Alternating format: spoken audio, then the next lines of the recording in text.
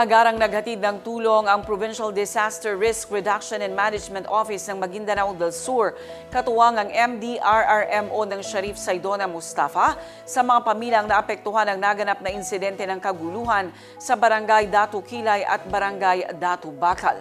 Ang Partners in Peace and Progress story sa report. Isinagawa ang pamamahagi ng tulong araw ng Lunes, February 16. Layunin ng aktibidad na maihatid ang kinakailangang ayuda sa mga pamilya na bahagi ng agarang pagkilos ng pamahalaan sa oras ng pangangailangan.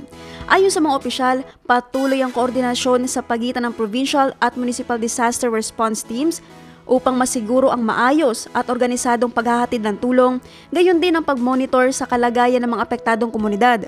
Ipinahayag ng pamahalang panlalawigan na mananatiling nakaantabay ang mga kinauukulang tanggapan upang magbigay ng karagdagang suporta kung kinakailangan, kasabay ng panawagan para sa pagpapanatili ng kapayapaan at kaayusan sa lugar.